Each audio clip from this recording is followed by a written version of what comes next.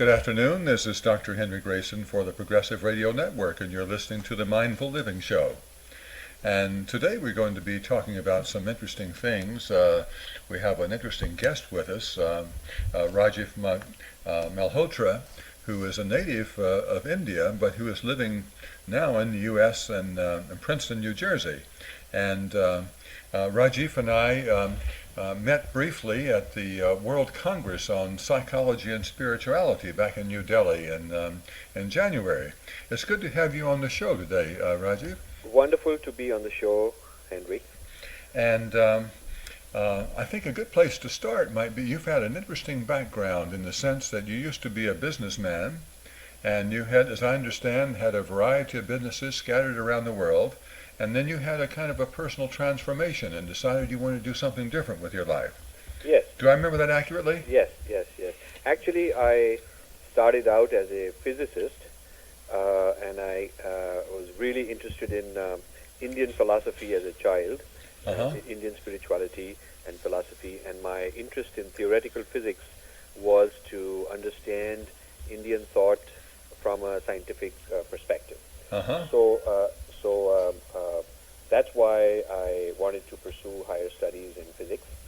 And I came to the United States to do my PhD in theoretical physics so I could merge it with philosophy. And along the way, I moved into computer science, which was a nascent field at the time.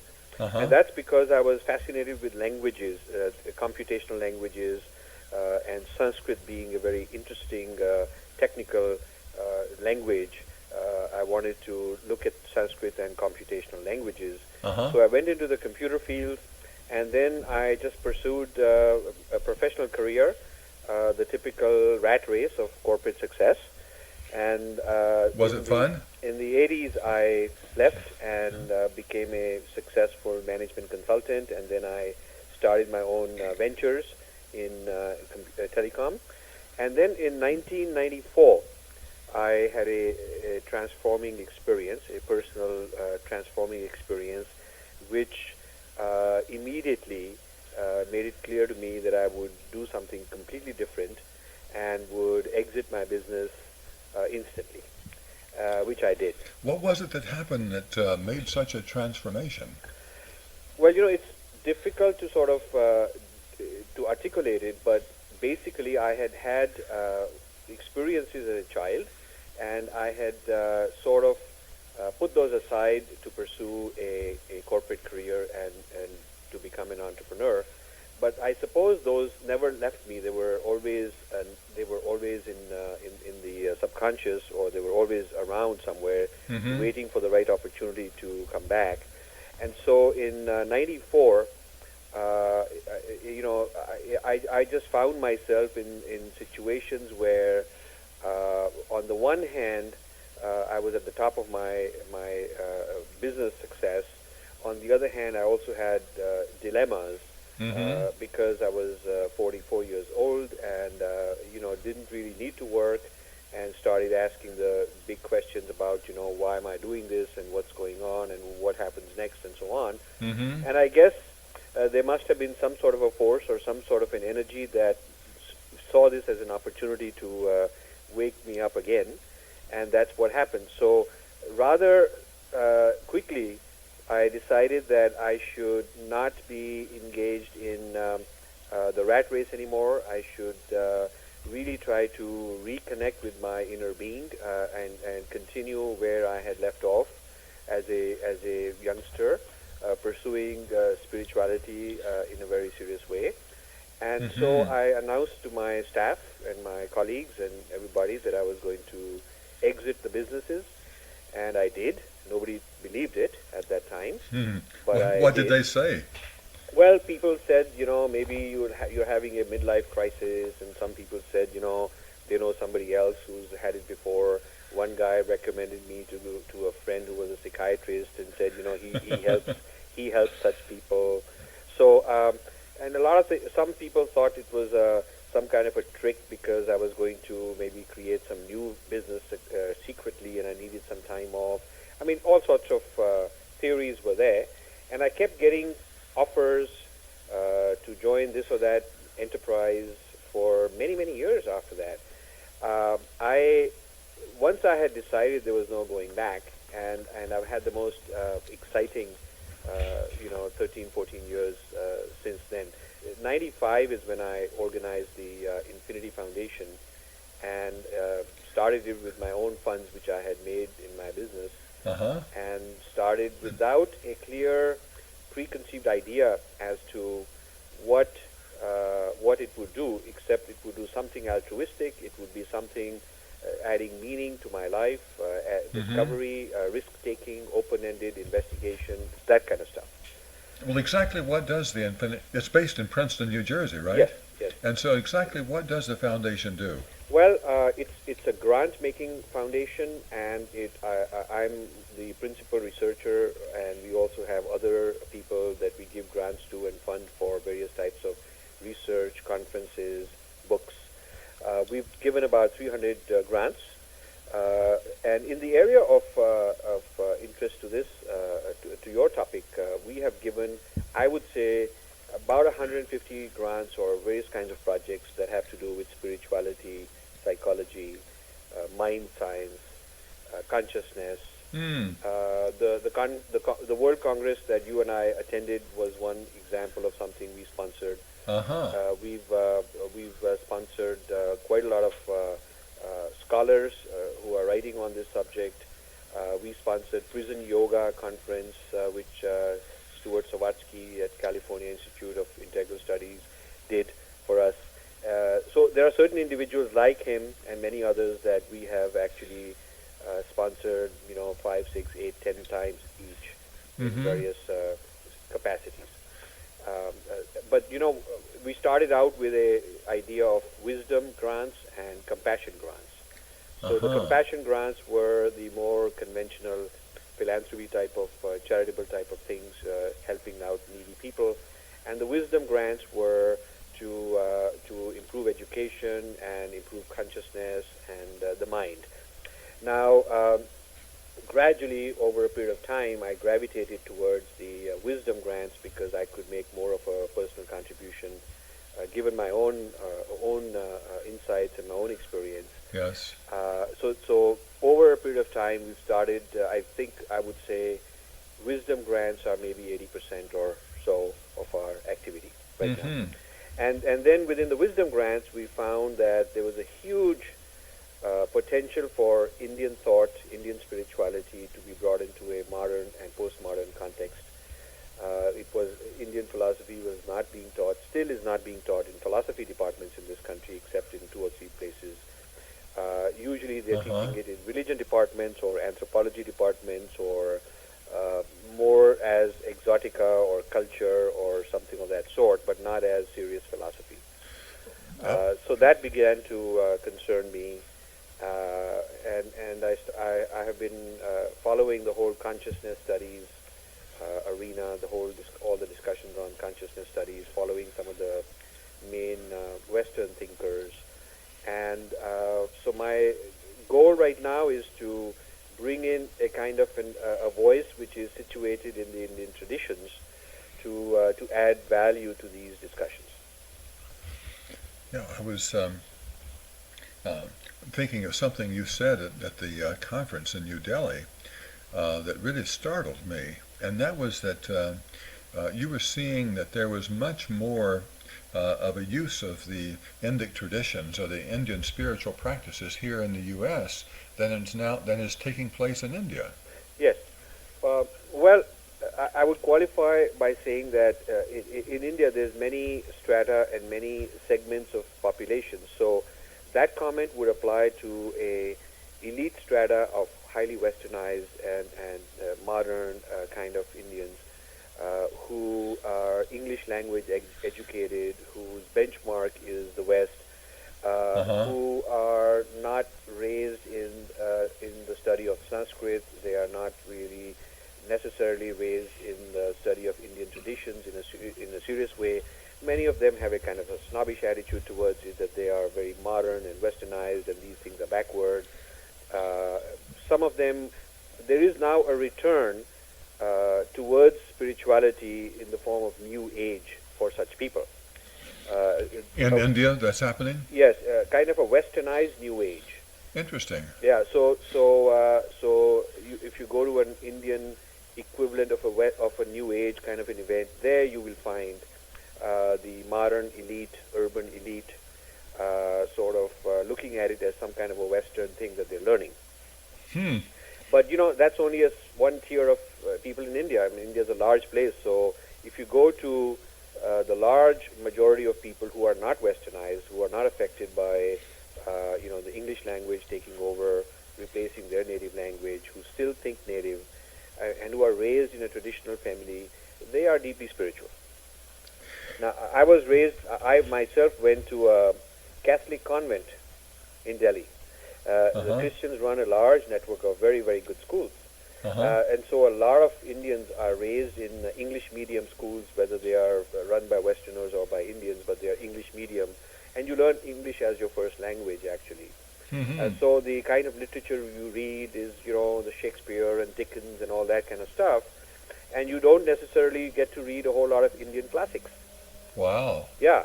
So it's very interesting how you'll find a lot of Indians in this country and in India of a certain kind who know as much about Western thought and philosophy and classics and literature and all of that than as most educated Westerners would know, but don't necessarily know the same amount about their own classics.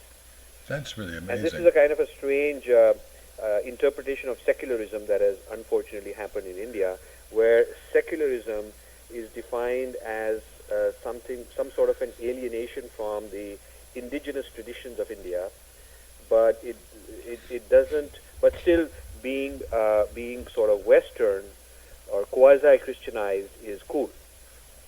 It's interesting. When I was in India this time, I've been there 2 or 3 times before, but some years ago. But I picked up and read newspapers in whatever city I was in, and often I would see ads from various universities advertising their graduate programs. Invariably, those programs were like 95% various aspects of business. Right. I did not see graduate programs in the arts or in the humanities or in philosophy or anything like that. See, this is a very serious issue. The social sciences and humanities and liberal arts in India, classical India, they were legendary. I mean, universities like Nalanda and Takshila, where so many people from Asia were educated, from people from Tibet and China and Southeast Asia would come to India, like today people go to Ivy Leagues in the United States. So India offered a really world-class liberal arts education where it was all kinds of humanities and arts and philosophy and so on, language and linguistics and, very advanced and very sophisticated in mathematics, astronomy and so on, logic. And now, unfortunately, in the last 150 years, the British started uprooting that kind of education system, getting rid of Sanskrit, replacing it with English, and introducing the study of English literature and Europeanized history. Even Indian history is a Europeanized account of history. So that was, you would expect it to happen under the British, but when India became independent, it was not really removed and replaced with an indigenous drive, which is what Gandhi wanted. Yes. There was a conflict between Gandhi and Nehru. Nehru became the first prime minister, and he was Oxford or Cambridge returned, and he was very westernized. And he in one of the books by John Kenneth Galbraith, he said that Nehru referred to himself as the last white man to rule India. Wow. So that was his identity, kind of very, kind of almost in awe of Europeans. And so the whole modeling of Indian education was Eurocentric. So I would say the devastation to Indian traditions in the education system has been far greater after independence. In the last 10 years, they've downsized even further the Sanskrit universities. They've downsized... Boy, I'm sorry to hear that. So the revivals are at the popular level from private enterprise and private groups, not the formal education system. Wow. Yeah. So the formal education system is just dishing out more and more Western stuff, and at the expense of indigenous Indian stuff. So the indigenous stuff is either in the rural areas or small towns which are not affected by this, or through some sort of new age or informal mechanisms. So it's coming back in packaged in a very different way. Yes, yes. So it's a very interesting dynamic that's happening in India, and you'll find if you go to there's a South Asian Studies conference in University of Wisconsin Madison for the last 30 years. It happens every year around summertime, and I've seen all their proceedings and looked through them. There's nothing respectful about Indian spirituality. I mean, you would find either a denigration, either making fun of it. It's almost like the Indians are trying to become white epistemologically by wearing a Eurocentric lens, and they're being encouraged by the American Academy to basically denigrate their own culture. So there's a lot of that. And if a person like me were to go and say, what about all the positive spirituality that it offers? What about all the healing effects? What about all the mental health effects? They'll either dismiss it as quackery, or they'll say you're a chauvinist, something of that. So they'll try to insinuate a motive rather than taking it at face value and with an open mind. Wow. And this is, you can see, and there's a huge number of young Indians who have been who've been brought into the largely an American education, university education system, in positions of as faculty members and teachers of Indian history and Indian culture, who have not just a secular lens and not just a Marxist lens, but an actually what I call a Hindu-phobic lens, which is sort of denigration for their own tradition. And it's considered, it has a lot of snob appeal. It's almost like a prerequisite for success in the academic world to be that way. That means that there's a lot of wisdom that has been present in the Indic tradition for so many centuries that's getting lost. Well, yes. And so this is one of the concerns that brought me to start my foundation and spread awareness. I feel that there's a large number of Indians who have an open mind, who have a tremendous amount of interest in the sort of things we do, but there's a shortage of materials, a shortage of sources, teachers. What's happening in this country is very interesting. The people who came in my generation and lost their tradition in order to pursue the corporate success and didn't have any time, and they weren't even raised on the tradition in India necessarily. Many of them were raised in English medium education. Mm-hmm. When they're settled and established and they're raising their kids, that's an interesting point in time. Some of them raise them to kind of be less Indian and more Americanized, but some are also wanting to reclaim, and many of the young kids, second generation and third generation, want to reclaim their Indian heritage. And they are these kids in colleges are promising, the ones who are second or third generation, and they're looking for mentors, they're looking for teachers. So that's a contested space right now as to what would be the curriculum guiding them. When you were talking before, like in India, about how in this country there might be more expression of the Indian spiritual traditions, I was thinking about in the Boston area, I read recently that there are several public schools that are actually teaching yoga and meditation to their students. Yes. And yes. Have you seen that in other places, or is it just no, limited to Boston? I've seen this quite a lot. I think in the 60s, the yoga gurus came to America because it was there was a better market here than in India. In India, there was a kind of tilt to the left and the Marxist wave to get rid of these sort of things. So that's why they came. They came here because there were a lot of Americans wanting this. Yeah. And it was a thriving opportunity for them. Now, what has happened is in America, yoga and meditation have become Americanized, in some ways appropriated authentically, in some ways not so authentically. There are large movements called Jewish yoga, Torah yoga, Christian yoga. So there's There's Christian centering prayer, which is an adaptation of transcendental meditation. Uh-huh. So on the one hand, there's a large amount of appropriations where the Indian source is sort of hidden or kept away. In some cases, even denigrated, that this is idolatry or pagan or something of that sort. So one kind of American trajectory has gone in that direction. Then the other one is sort of a neutral YMCA kind of yoga where it's stripped of its spirituality, so it's just purely a form of exercise or something. And then there are those that are very loyal to the tradition still.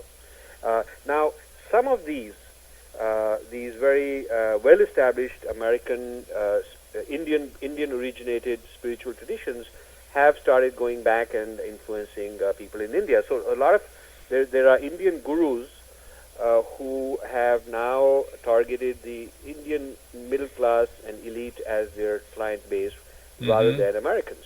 So what was happening in the 60s and 70s with Indian gurus in America is now happening with Indian gurus in India. Interesting. I was thinking back about 10 or 12 years ago, I did a pilot study in a school in Harlem where there was a lot of violence. And one of the things I brought into it was people doing slow breathing exercises as a centering kind of thing. We didn't call it meditation, but of course I was thinking of it as that because I didn't want to use the word in the public school system at that point. It would not have been acceptable. Right. But what was interesting is that came out of that is the teachers, after the program was 20 weeks long, and where we supervised them to monitor their thoughts about the students and what they would think about them or their parents or the other administrators, and to make a perceptual shift to see that whatever is not love is coming out of fear, and to do this breathing to center themselves. What this teacher started doing is calling that meditation themselves. They started referring to it as meditation, Right. which really surprised me that Right, occurred. Right. But I'm saying all that to say is that while it's been kind of secularized here in this country, I wonder if it hasn't also been a way of sort of making it open to people who are not ready to embrace a spiritual perspective, Right. but who out of that, it takes them a step toward it and they begin to embrace it. Yes.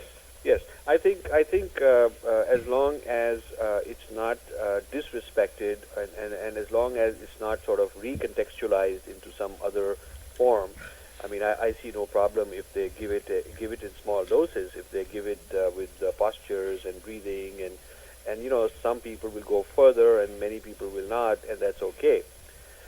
The concern I have is when it. I mean, there are many Christian yoga and Jewish yoga sites, websites, and movements and books and so on, where they actually denigrate Hinduism and the Indian deities and the goddess and these kind of things as some kind of a pagan infiltration, the idolatry and sort of something that they're not supposed to do. So the mixed views that many Judeo-Christian people had in America about these things has created an opportunity for some entrepreneurs who repackaged this and repackaged it as Jewish yoga, Torah yoga, Kabbalah yoga, Yahweh yoga. All these are, if you were to Google, all these are major movements right now. So that is what I call the U-turn. That's interesting that this happens in that way. Yeah. Because on one hand, they're really valuing part of the India traditions and Yes. the Vedic traditions by bringing it in, Right. but packaging it with the language of their people. Well, And yet at the same time, in that language, it's I guess one thing I see in that is that it's sort of bringing it back into a world of dualism rather than a world of oneness. Yeah, because there are different kinds of U-turns. Some of them are saying, okay, we still respect the tradition, the source Indian tradition. We don't deny it. We have no problem with it, and we just explain things in a vernacular which is more user-friendly, and that's okay. But then a lot of them actually shift the history. They come up with some kind of a different historical origin claim. Some of them want to then rationalize why they've alienated themselves from their own teacher or the source that they owed all the knowledge to, and they come up with some kind of a negative reason for it. The reason there are a few reasons for U-turns when they are rationalized. One of them has to do with association with idolatry, which a lot of rabbis and a lot of Protestant churches and Catholic churches have used as a reason to discourage people from getting involved in things that may be too much linked with the Indian stuff. And then some of them also have some problems with chanting mantras, because they feel that somehow in this mantra, maybe it's a prayer to a false god or something like that.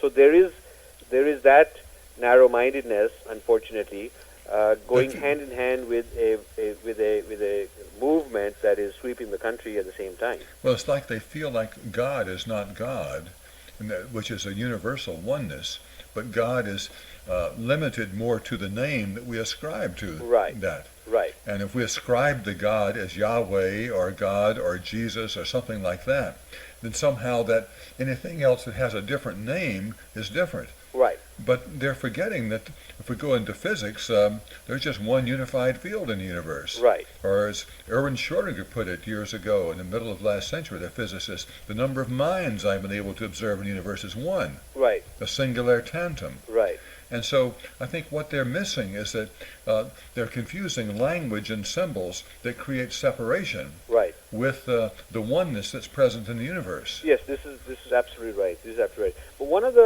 of the factors that I uncovered in looking at how Americans are, receiving the Indian spiritual traditions that have been here for now, 2 or 3 decades.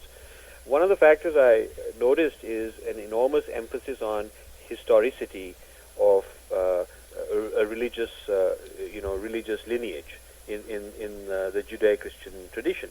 Now, this is something which, to a person from India, comes as it's very different than the way we were raised in the Indian traditions, because the omnipresence of God and omniscience of God is here and now.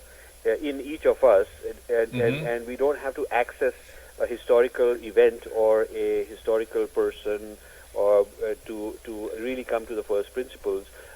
Through yoga, through meditation, we can evolve to a state of pure consciousness where we know the truth. We have moments of insight and intuition and spiritual wisdom disclosed to us from within, and therefore anything we get from a historical source is actually not the first person real thing here and now. It is always secondary. And so the historical references in the Indian tradition are considered not ultimate, but something that guide you. Maybe they sort of move you to a point, but the person who is self-enlightened or spiritually awakened here and now is considered far superior to somebody who knows a lot of books and can recite and prays a lot and preaches a lot. So that's a major difference in the Eastern and Western traditions. What I call history centrism, which is a claim that God speaks very rarely. He's finished speaking, if you have access to one of the prophets and the message through the historical transmission through an institution, that's great. That's fantastic. That's what you need. And if you don't have it, then tough luck. God's kind of abandoned you. And in the Indian traditions, while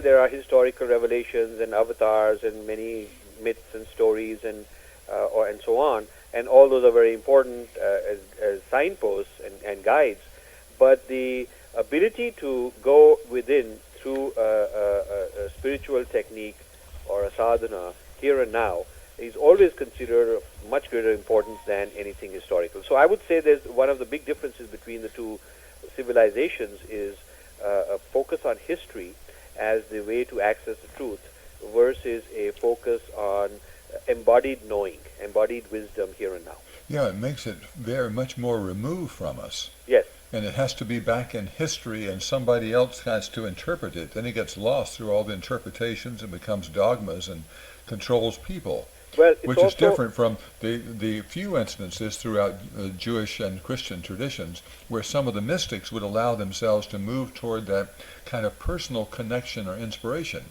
And they would revive things for a bit, but it would revert back to the old historical Yeah, piece. yeah, they would be persecuted because it would be a threat to the institution. If living saints were respected as being fully enlightened, sort of like prophets, and fully capable of revealing the truth here and now, that would be a threat to the institution, because such a living spiritual master may criticize the conduct of the church, may not agree with the interpretations, may say that they got it wrong, and so that would be a very big embarrassment to the institution. So the institutionalized religions and more organized religions have usually, somehow gotten rid of mystics and people of that sort as troublemakers. And so what we have is religion more like a study of historical events, studying God's history and God's intervention in the world history. So it becomes a study of history of sorts. And this is inherently conflict-ridden, because if you have a history-based claim, which is a necessary condition for your religion, and I have a different kind of a text which gives me a slightly different or radically different historical claim, and that is a necessary condition for my religion. If we are in conflict, we could never resolve it, because one or the other would have to commit so-called blasphemy to resolve it. We would have to sort of negate what we have been told is an absolute, inviolable truth. So that's the problem of the world today, that the history-centric religions are at war, and these are not going to be easily solved. So I think the Indic traditions offer a spirituality which is freedom from history. Well, there's an interesting thing here, because in this kind of dualistic framework and the history-centered part of Westernism, they're overlooking certain parts of the scriptures. Because in the Jewish tradition, in the creation myth, you have and God created man in his own image and likeness. Or in the Christian tradition coming along, Jesus said, I and my Father are one, you can be the same. Right. And that seems to be pushed aside so much, doesn't it? Right. Well, those resources haven't been allowed to flower and develop the way they have in the Indic traditions. It would take lineages, it would take generations of spiritual practitioners working along those lines and developing their experiences and passing them on and teaching the next generation to continue. So it's like any R&D. A laboratory starts with some rudimentary discoveries, and then each generation of scientists will take it deeper and further. So if you look at the inner being as a sort of a laboratory where spiritualists engage in research and investigation, when you have long-term lineages, as in India, of multiple generations for hundreds of years, continuous and not ever destroyed, then, there's a cumulative wisdom and a cumulative spiritual energy that develops. Unfortunately, in the Abrahamic traditions, the institutions were so powerful, they still are so powerful, that they don't really want that to happen, because it would be a threat. Be a threat to the power structure. Yes. Uh-huh. And, a good symptom of that is, for instance, if you take the Catholic Church, saints have to be dead people. There's no living saint. There's never been a person made a saint while they were alive. Only when a person is dead, a certain number of years later, then they can be appointed as a saint. Now, one wonders why. Why couldn't people who are alive be made saints? And I suppose that would that would be considered a problem for the power structure. So, yes. The lay community are denied the value that a living saint would bring. And therefore, when a person is called a saint, recognized as a saint, they're already dead, one can just basically read their history, and one can celebrate them as a sort of a historical character, but one cannot have a living relationship here and now, with them. Yes. So I think the introduction of living saints in Judeo-Christianity would be a watershed event, and that, I think, would revolutionize these traditions. It certainly would. Yes. And then, of course, we get into the whole thing, too, of the difference between pantheism and theism. Yes. Whereas theism really creates a kind of dualism where God, or whatever it is we call spirit or God or higher intelligence, is separate and removed from us. Right. Whereas in pantheism, it's really much more the experience of that as being present everywhere, which is more in accordance with your other background of physics. Right. And there's a term which has been coined recently. It's called panentheism. There's a P-A-N-E-N, theism. And that's a combination of the transcendence of the supreme and the immanence of the supreme. So the difference between this and ordinary pantheism is that in ordinary pantheism, the nature and the cosmos is the ultimate reality, and there's nothing transcending it. In transcendence and monotheism, there's only a transcendent God. Mm-hmm. But in panentheism, you have God is both. God is beyond change, not affected, independent of the cosmos, and yet an infinitesimally small portion of God is the cosmos. So everything around you is the supreme and is sacred, and yet none of this finite, limited form of the divine affects the divine's ability, divine's transcendent self and absolute self. So the divine is both absolute and relative, both beyond the world and in the world, and that combination is really the Indic tradition. Yeah. Now, we tend to fall into a thing of making God as separate, in the Western traditions, and whereas in the Indic tradition, it's really recognizing that interconnectedness or that oneness. Yes. Could you say more about that from your standpoint as a physicist too? Yeah, I think one of the most interesting things that I got involved in the 1980s and 90s was this whole recognition by quantum physicists, and this is what got me into physics also. From Schrödinger and Heisenberg, who were the founders of quantum mechanics. Both of them wrote heavily on the way Vedanta philosophy had influenced them.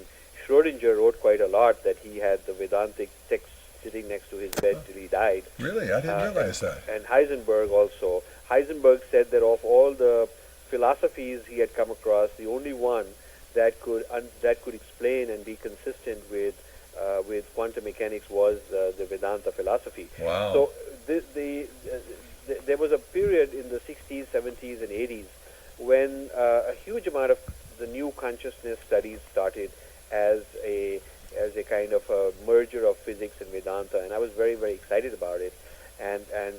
But somehow, what has happened now is that the movement of consciousness studies, which looks at consciousness in a non-dualistic sense, has gone way ahead in terms of mapping it to new jargon, new terminology that is very sort of understood by a few theoretical persons in the West, and it's sort of become disconnected from the Indian sources and hence from the actual practice side, actual experiential side.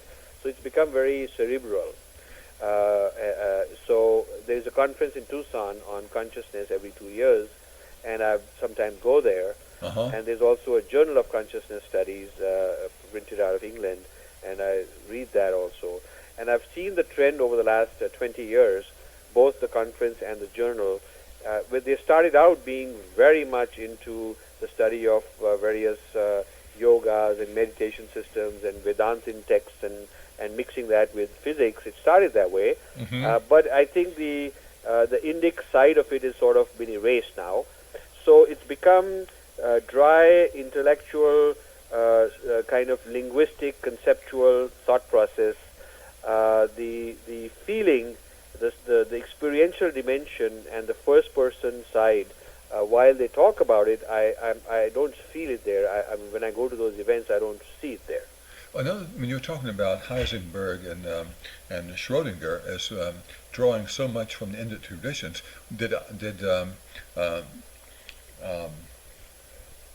why am I blocking on the earlier physicist? Niels Bohr. No, I'm The most popular name. I'm suddenly having a block on his name here. Richard Feynman? No, no. Uh, anyway, who said that the whole idea that we are separate is an optical illusion. Einstein, I'm talking about. Right. And was he influenced by the Indic traditions too? I don't know. I mean, I don't. I haven't looked into that, so I don't know. Because when he would make such a statement as Right. the optical illusion being Right. a separateness, and then the person that influenced me most was David Bohm. Right. David Bohm, of course, went very deep into Indian thought, and he had a lifelong kind of relationship intellectually with J. Krishnamurti. Right. And some of their books are very interesting, and I was very informed and very deeply influenced by the Bohm-Krishnamurti dialogues. Unfortunately, that kind of inter-civilizational dialogue doesn't seem to be happening now. I mean, that was with Bohm. He was the one that changed the whole direction of my life, actually. Yeah. And Okay. spending some time with him led me to a kind of an epiphany of seeing the whole sense of oneness rather than separateness. Right. And that was a critical turning point for me. Right. And so I'll always be indebted to him for that. Right. But I don't. You're right. I don't see that happening much in the field of physics anymore. Right. See, if you look at the proceedings or the Tucson conferences, the abstracts over the last 20-25 years, and the journals that specialize in these things, you see a shift in they just sort of shifted away from the Indian traditions, and that all of that I'm going to discuss in my U-turn book. Can you say more about what you mean by the U-turn? Well, I have a model which says that certain Western understandings and learning of Indian tradition goes through 5 stages, and I call them the U-turn. They don't always happen completely, and they don't always happen in exactly this sequence. But so it's sort of like a prototype. The U-turn is a prototype, and then there's many variations to it. The 5 stages are as follows. The first stage is when the person becomes, the Westerner becomes a disciple of an Indian tradition, learns some language, learns meditation, maybe even adopts a name, maybe adopts an identity, certainly gets initiated. If they are a practitioner, if they are a theoretical person, then they go deep into original texts. And the first stage is characterized by respectful studentship, either as a disciple or as a formal student.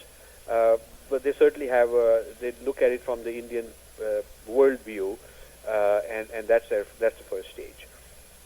Some people stay there for a long period of time, and some move on to stage 2, where they somehow start erasing the Indian context, and they try to universalize it, genericize it. It could become New Age. It could become something which has no original context. And in doing so, sometimes they lose a lot. Sometimes they may think they have got the whole thing, and they can dust off the soil.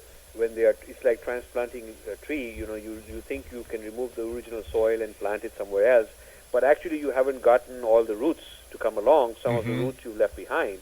So a lot of these, even in the late 1800s, there were people in America who had become tantra practitioners, and they started all kinds of movements as tantra gurus in the United States.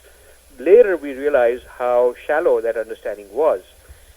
So in stage 2, there is a kind of an ego that wants to claim it for itself. One can sell more books if it's more universalized, and the Indian stuff is considered baggage. One can, be a great speaker. So for commercial reasons, for ego reasons, for various kinds of reasons, one may enter stage 2 and decontextualize the Indian tradition from the knowledge. And then some stay there. They are happy in stage 2. Some proceed to stage 3. Stage 3 is when there is a strong market to recontextualize it as Jewish yoga, or recontextualize it as a Christian yoga, or as Christian centering prayer, because now one can open the floodgates to the market. There can be a huge market of people who want to keep their particular religious identity and yet have the benefit, and so they don't feel comfortable being in stage 1 or stage 2. The client base for stage 3 can be huge. So there are quite a lot of these stage 3 movements coming up. What about this, Rajiv? The whole idea of the trying to put it within the Jewish framework or the Christian framework, but how does that apply with trying to keep something also strictly within the Indian framework?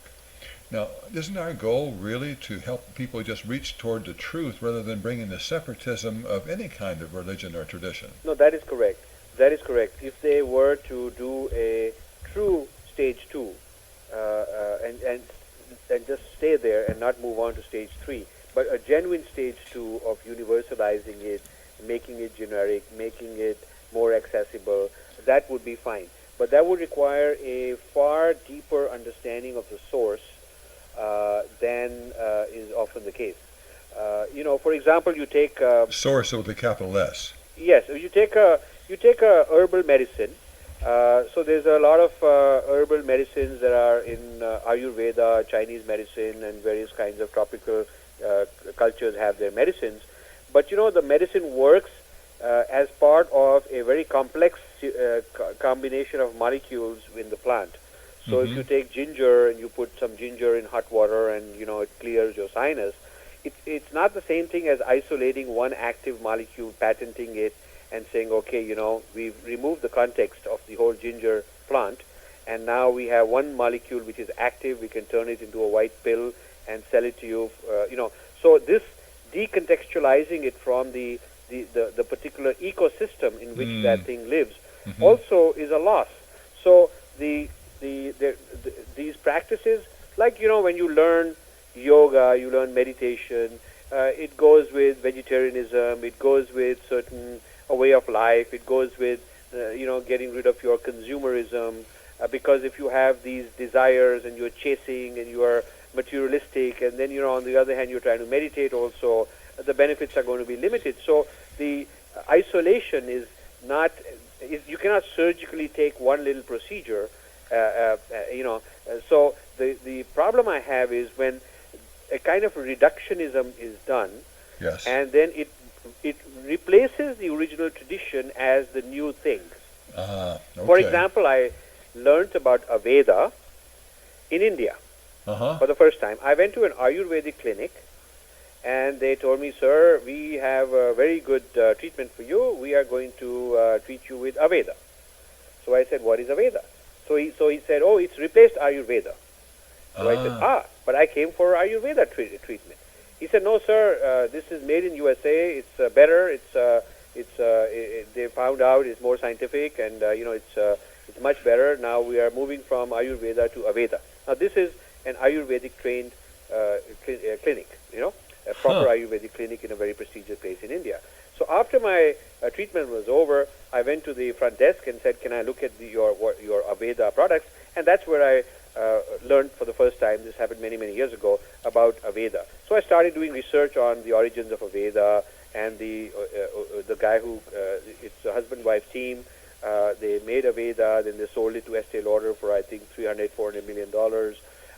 And their story is they were ill in India, and some Ayurvedic herbs cured them, and they were very fascinated. They started bringing it to the United States, selling it. They were poor at the time, and then they started bottling it here, then they started processing it here, and they started really shifting it a little bit at a time. So now there's nothing wrong with Aveda, except the millions of farmers who were growing Ayurvedic herbs are out of work, potentially, because it's been removed, it's been transplanted and taken somewhere else. And they have been told to no longer market Ayurveda, but to replace it with Aveda. So what you have is a reductionist substitute, a reductionist extraction, replacing the original organic thing. Wow. So, That's so much what the West has tended to do. so this is what happens. What I call stage 4. So stage 3 is when it becomes westernized or turned into Judeo-Christianity or Western science. But then it goes sometimes further in stage 4, which means the original source is to be destroyed or denigrated or moved aside, seen as a threat.